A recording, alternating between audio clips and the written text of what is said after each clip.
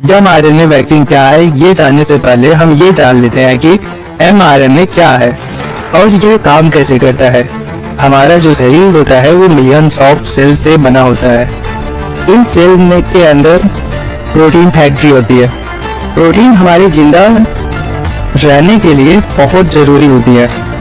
यह मसल है जो कि फाइबर प्रोटीन का बना होता है। ये प्रोटीन मसल को कार्य करने में मदद करती है। ठीक है, ये प्रोटीन कैसे बनते हैं आइए जानते हैं। जैसे ही हम सेल में एंटर करते हैं वहाँ पे हम देखते हैं लगातार काम करने वाला एक व्यस्त स्थान जिसे हम न्यूक्लियस कहते हैं, जो सेल को कंट्रोल करता है और ग्रोथ एंड डिवीजन होने की सारी इंफॉर्मेशन को in long and curly thread में रखता है जिसे हम डीएनए कहते हैं। अब इस डीएनए के हर एक स्ट्रैंड में कई अलग अलग प्रोटीन बनाने का इंफॉर्मेशन होता है। प्रोटीन बनाने के लिए डीएनए के इस थ्रेड्स को ओपन होना पड़ता है जो कि mRNA नाम से टेम्परेरी मैसेज बनाता है। यह mRNA न्यूक्लियस के बाहर जाकर इंफॉर्मेशन को पहुंचाएगा जो कि mRNA अनस्टेबल होता है और यह सेल में चारों ओर हमेशा नहीं रह सकता। यहाँ केवल तभी तक रह सकता है जब तक प्रोटीन बनाने की आवश्यकता होती है। एक बार जब प्रोटीन बन जाता है तो ये प्रोटीन इस मसल सेल में रह सकता है या चाहे तो सेल के बाहर भी जा सकता है। यह इस बात पर निर्भर करता है कि उसकी आवश्यकता कहाँ है। यह प्रोटीन आपको जीवित रखने के लिए आपकी सेल्स द्वारा बनाए गए हजारों प्रोटीन का एक उदाहरण मात्र है। अभी होता क्या है, साइंटिस्ट ने mRNA के एटम को डिजाइन किया है जो आपके शरीर को वायरस से लड़ने के लिए आपकी सेल में प्रोटीन बनाने वाली मशीनरी का उपयोग करेगा। यह वह वायरस है जो कोविड-19 का कारण है। सबसे पहले यह देखते हैं, यह स्पाइक प्रोटीन से ढका होता है। यह प्रोटीन वायरस को हमारी सेल में लॉक कर देता है, उसे इन्फेक्शन करने की परमिशन देता है। वैक्सीन को डेवलप करने के लिए साइंटिस्ट ने पुरानी रिसर्च का उपयोग किया। उन्होंने सबसे पहले स्पाइक प्रोटीन के सिर्फ एक हिस्से से mRNA का एक एटम बनाया। इस प्रोटीन से आपको कोविड-19 से इन्फेक्शन होने का खतरा नहीं होता है। तो साइंटिस्ट ने mRNA को एक फैट की एक प्रोटेक्टिव लेयर से कवर कर दिया। अब भी कवर क्यों किया, क्योंकि mRNA को डायरेक्ट आपके शरीर में पहुंचाया नहीं जा सकता है। इसी तरह हम जो वैक्सीन लेते हैं ना, उनमें बहुत सारे स्पाइक mRNA के आइटम होते हैं।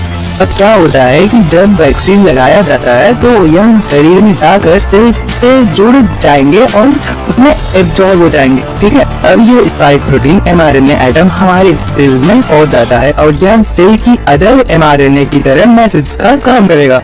प्रोटीन बिल्डिंग मशीनरी mRNA को पढ़ती है और वैक्सीन वाली mRNA को इनकोड करके वायरल स्पाइक प्रोटीन का निर्माण करती है। उस समय बाद यह स्पाइक प्रोटीन सेल की सरफेस पर पहुंच जाता है जिसे इम्यून सिस्टम पहचान लेता है। ये जो स्पाइक प्रोटीन का mRNA का मैसेज था ना, वो बहुत ही अनस्टेबल होता है और जल्दी नष्ट हो जाता है। इम्यून सिस्टम जब स्पाइक प्रोटीन को देख लेता है तो वह वार्निंग भेजता है जिससे इम्यून रिस्पॉन्स एक्टिवेट हो जाता है। एंटीबॉडी और इम्यून स्पाइक प्रोटीन को खोजने के लिए हमारे शरीर में चारों ओर घूमती है, लेकिन समय के साथ इम्यून सिस्टम स्पाइक प्रोटीन के प्रति कम सतर्क हो जाती है और इसी लापरवाही के कारण हमको दोबारा वैक्सीन करवानी पड़ती है ताकि यह प्रोसेस दोबारा हो और इससे इम्यून सिस्टम को बढ़ावा मिलता रहे और इस वायरल स्पाइक प्रोटीन का अलर्ट वापस देता है।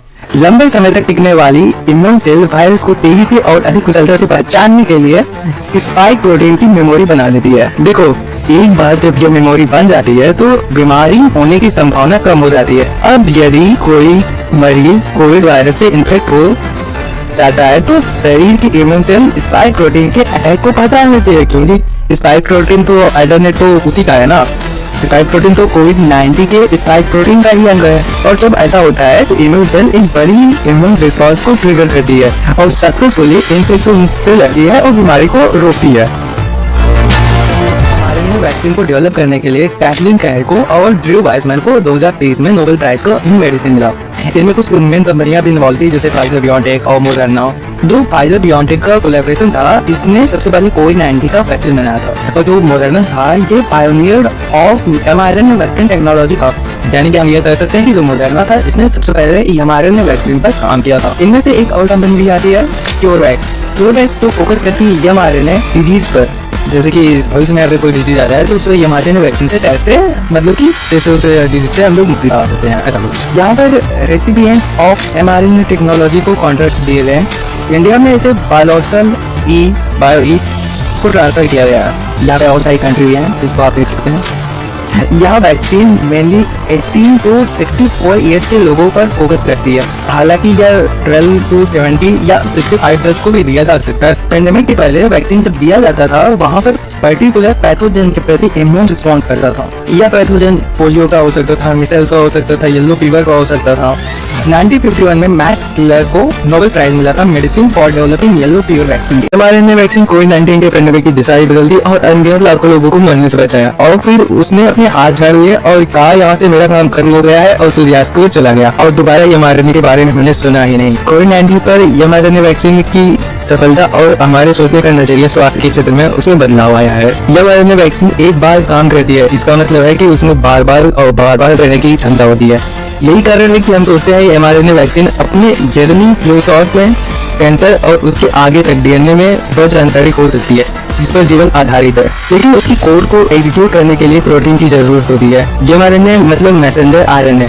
इनमें कुछ जेनेटिक इन्फॉर्मेशन होता है जो डीएनए और प्रोटीन के बीच मिडिलमैन का काम करता है। आपका शरीर हर एक प्रोटीन नहीं बनाना चाहती है, वे केवल आपकी आवश्यक प्रोटीन के लिए TLDR का काम करती है। सामान्य तौर पर ट्रेडिशनल वैक्सीन आपके शरीर में पैथोजन को पहुंचाते हैं, इसके बाद इम्यून सिस्टम पैथोजन को डिटेक्ट करके उसके प्रति प्रोटीन बनाता है। लेकिन mRNA वैक्सीन में कोई रियली वायरस नहीं होता है, वे बस थोड़ा सा mRNA प्रदान करते हैं जो वायरल प्रोटीन को कोड करता है। फिर आपके सेल्स नेचुरली प्रोटीन बनाने वाली मशीनरी पैथोजन को इम्यून सिस्टम से प्रस्तुत करती है ताकि इम्यून सिस्टम को पता चले आखिर मारना किसे है। और इसका बहुत बड़ा बेनिफिट है क्योंकि हम किसी भी लैब में पैथोजन को डेवलप करने की कंपैरिजन में mRNA बनाना बहुत तेज और आसान है, जो कि ट्रेडिशनल वैक्सीन के पॉइंट ऑफ व्यू में जरूरी है। जब तक हम लक्ष्य प्रोटीन के लिए जेनेटिक कोड को जानते हैं तब तक उससे रिलेटेड mRNA बनाना आसान है। फिर हम उस mRNA को किसी भी प्रोटीन के लिए एक वैक्सीन में पैक कर सकते हैं जिसकी आपको जरूरत हो। मुझे फिर वही बात करना है, कोई भी प्रोटीन जो आप चाहते हैं ऐसे पेंडेमिक से निपटने के लिए अनबिलीवेबल रूप से यूजफुल है। कोविड-19 के पेंडेमिक के दौरान साइंटिस्ट वायरस की जेनेटिक इन्फॉर्मेशन को पब्लिश होने के कुछ ही दिनों के भीतर एक वैक्सीन बनाने में सक्षम थे, साथ ही mRNA के वैक्सीन एडॉप्टेड भी थे। अच्छा, जब आपको कोई वैक्सीन बिल्कुल नए सिरे से विकसित करना होता है तो छोटे मोटे बदलाव करना बहुत कठिन हो जाता है, लेकिन mRNA के केस में ऐसा नहीं होता है। जब बहुत ही आसान है, यानी आप कोड को फिर से लिख सकते हैं और पुराने कोड को बाहर निकाल सकते हैं। mRNA की वैक्सीन के लिए एक अदर पॉइंट ऑफ व्यू है, आप मास लेवल पर इम्यून रिस्पॉन्स प्राप्त करने के लिए एक ही शॉट में डिफरेंट ग्रुप ऑफ प्रोटीन की जेनेटिक इन्फॉर्मेशन को शामिल कर सकते हैं। एक ट्रेडिशनल वैक्सीन के साथ डिफरेंट प्रोटीन की डिफरेंट वील हो सकती है, जिससे उनमें एक बार में एक साथ रहना मुश्किल हो जाता है। लेकिन mRNA के मॉलिक्यूल एक दूसरे के समान होते हैं और आपस में मिलकर खुशी से रहते हैं। अच्छा, आपको क्या लग रहा होगा mRNA वैक्सीन कोविड-19 के पेंडेमिक के दौरान रातों रात ही सामने आ गया, पर ऐसा नहीं है। mRNA वैक्सीन का सबसे पहला काम 2020 से कई दशक पहले ही शुरू हो गया था। तो रिसर्चर ने वास्तव में वैक्सीन को रिलीज करने के लिए इम्पोर्टेंट टेक्नोलॉजी की चैलेंजेस का सामना किया। पेंडेमिक का मेन प्रॉब्लम क्या था कि mRNA एक अनस्टेबल मॉलिक्यूल था, साथ ही में mRNA मॉलिक्यूल के शेप और इलेक्ट्रिकल चार्ज के कारण सबसे पहले mRNA को सेल के अंदर लाने का रास्ता खोजना मुश्किल था। इन दोनों प्रॉब्लम को लिपिड नैनो पार्टिकल के एक छोटे से फैटी बबल का यूज सामने लाया गया।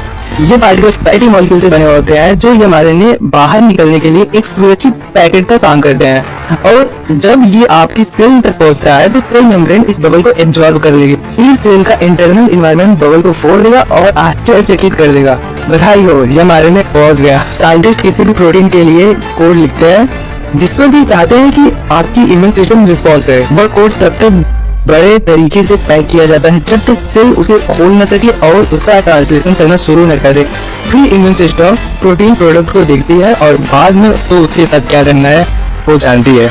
जो टेक्नोलॉजी कोविड-19 के लिए बहुत अच्छा काम करती है, लेकिन जैसे कि मैंने पहले कहा, बात खुले रहते हैं और यह अन्य चीजों के लिए बढ़िया काम करने के लिए तैयार है। रिसर्चर कोविड-19 और फ्लू के लिए कंबाइंड वैक्सीन डेवलप करने की राह। मोदर्ना के अकॉर्डिंग ये कंबाइंड वैक्सीन इस फैक्ट का पूरा फायदा उठाता है कि आप कोई mRNA मॉलिक्यूल को एक साथ मिला सकते हैं वो बस दो अलग अलग कोविड और फ्लू mRNA के वैक्सीन में mRNA को मिलाते हैं। अभी यह रिसर्च फेज 3 में चल रहा है। यदि आप कुछ प्लान के अकॉर्डिंग चलता है यदि सब कुछ प्लान के अकॉर्डिंग चलता है तो एक बार में 2 बीमारियों से बचा जा सकता है, क्योंकि आपकी जरिए फ्लू शॉट की पावर को दोगुना करने का शानदार तरीका होगा। लेकिन केवल कोविड-19 और फ्लू ही ऐसी चीज नहीं है जिन पर रिसर्चर काम कर रहे हैं। पहले mRNA वैक्सीन में से एक का रेलिवेंट पेंडेमिक से कई साल पहले ह्यूमन ट्रायल भी किया गया था। 2013 में रेबीज के लिए mRNA वैक्सीन के लिए मेडिकल ट्रायल शुरू हो गए थे। रेबीज एक डेडली वायरस है जो आपकी नर्वस सिस्टम को इन्फेक्ट करता है और ह्यूमंस में यह आमतौर पर किसी इन्फेक्टेड एनिमल के काटने या खरोचने से होता है। लेकिन आपको शायद यह टीका तब तक नहीं मिलेगा जब तक यह पहले से जीवन मृत्यु का सवाल न हो, क्योंकि ट्रेडिशनल वैक्सीन रेबीज के लिए सफिशिएंट है और mRNA वैक्सीन महंगा भी है। अमेरिका में रेबीज की एक डोज की कीमत लगभग $400। इंडियन रुपीज में आप समझ सकते हैं, आप काउंट कर सकते हैं। और बात यही तक नहीं है, आपको फुल्ली वैक्सीन के लिए 2 से 4 डोज पूरी करनी होगी। कम से कम इसके लिए आपके पास हेल्थ इंश्योरेंस तो होना चाहिए। यहाँ तक कि आपके पास गवर्नमेंट हेल्थ इंश्योरेंस के साथ मोर देन 200 पाउंड होनी चाहिए। इसीलिए आप बहुत ज्यादा अमीर नहीं है तब आपको ये चीज देखने की जरूरत नहीं है। लेकिन सौभाग्य से यह रेबीज के लिए तब तक काम करता है जब तक आप कोई सिम्टम शुरू होने से पहले वैक्सीन लगवा लेते हैं। लेकिन एक चीप और मोर पावरफुल mRNA वैक्सीन होने से रेबीज वैक्सीन को एक व्यापक रूप दिया जा सकता है और ग्लोबली रेबीज से होने वाली 70,000 ईयरली डेथ को रोका जा सकता है। mRNA के 2 शॉट की तुलना में रेबीज को रोकने में अधिक सफिशिएंट है। रिसर्च मुताबिक में mRNA वैक्सीन की सिर्फ एक डोज ट्रेडिशनल वैक्सीन की 2 डोज के लेवल और टाइमलाइन के बराबर इम्यून सिस्टम रिस्पॉन्ड करने के लिए इनफ थी। बीमारी का क्योर हो जाने के बाद दिए जाने वाले वैक्सीन के एक एग्जाम्पल के रूप में आइए कैंसर के बारे में बात करते हैं। हालांकि वैक्सीन डेथ के कारण होने वाले कई प्रकार के कैंसर के लगभग सभी मामलों को रोकता है, लेकिन ये कैंसर के खिलाफ वैक्सीन नहीं है। कैंसर का वैक्सीन बनाने के लिए जो रियली में कैंसर को टारगेट करता है, हमें एक टारगेटेड प्रोटीन की आवश्यकता होती है जो कैंसर को नष्ट करे, लेकिन आपकी हेल्दी सेल को नहीं। ट्यूमर सेल्स पर स्पेसिफिक रूप से पाए जाने वाले प्रोटीन को ट्यूमर स्पेसिफिक एंटीजन या TSA कहा जाता है। ये इंडिविजुअल प्रोटीन के लिए भी स्पेसिफिक होते हैं और क्योंकि इतने स्पेसिफिक होते हैं, इससे पहले आप पता लगा सके कि इसे TSA कैसे दिखता है, आपकी ट्यूमर के सैंपल की आवश्यकता होगी। इसलिए कैंसर वैक्सीन थेराप्यूटिक वैक्सीन ही होते हैं, जिसका अर्थ है कि ऐसा टीका जो किसी मौजूदा बीमारी को रोकने के बजाय आपका इलाज करता है। यह अभी भी एक वैक्सीन के रूप में किया जाता है क्योंकि वे आपकी इम्यून सिस्टम को बीमारी से लड़ने के लिए एंटीबॉडी बनाते हैं, जिसका उपयोग आइडियली किसी भी पुनः प्रकट होने से लड़ने के लिए भी किया जा सकता है। और जबकि हम जानते हैं TSA मौजूद है, हमारे पास अभी तक उसके लिए टीके नहीं है, तो mRNA टेक्निक इसे कैसे बदल सकती है। सबसे पहले हम कई ट्यूमर प्रोटीन के लिए mRNA को एक टीके में जोड़ सकते हैं। सिर्फ ट्रेडिशनल वैक्सीन की कंपैरिजन में आपके इम्यून सिस्टम से अधिक मजबूत रिस्पांस मिल सकता है। दूसरे, याद रखें हमने कैसे कहा था कि एक mRNA वैक्सीन में छोटे मोटे बदलाव करना बहुत आसान है। हम इसका उपयोग किसी स्पेसिफिक ट्यूमर के मरीज के लिए mRNA वैक्सीन को तैयार करने के लिए कर सकते हैं। उधर को 2023 में एक स्टडी में परीक्षण के लिए रखा गया था, जिसमें पैनक्रियाज के कैंसर के लिए इंडिविजुअल mRNA वैक्सीन डेवलप किया गया था।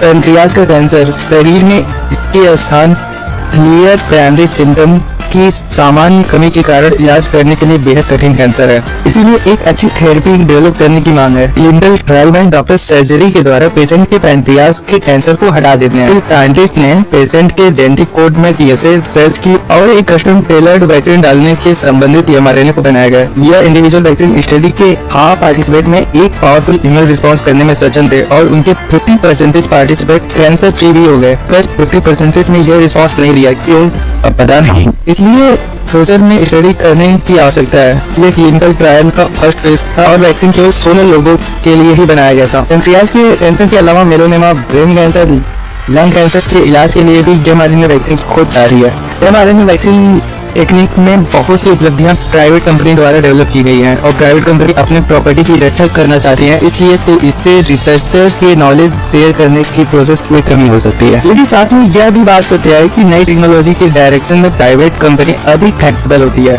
2022 में 80% प्रमुख वैक्सीन डेवलप मुख्य रूप से कोविड-19 mRNA टीकों पर फोकस थे, लेकिन अन्य बीमारियों के लिए भी वैक्सीन की जरूरत होती है। mRNA वैक्सीन ने ग्लोबली पेंडेमिक रिस्पांस पर पूरी तरह रिवॉल्यूशन ला दिया है और हम मानते हैं कि हमने अभी तक उनका काम पूरा नहीं किया है। लेकिन इन महान टीकों को डेवलप करने से किसी बीमारियों को रोका नहीं जा सकता यदि उनके बारे में नॉलेज शेयर ना हो। मैं यह नहीं कह रहा हूँ कि सभी बीमारियाँ हमेशा के लिए खत्म हो गई हैं, लेकिन मैं यह कह रहा हूँ कि नया टूल महज एक दर्जा का शब्द नहीं, उससे भी कहीं अधिक है।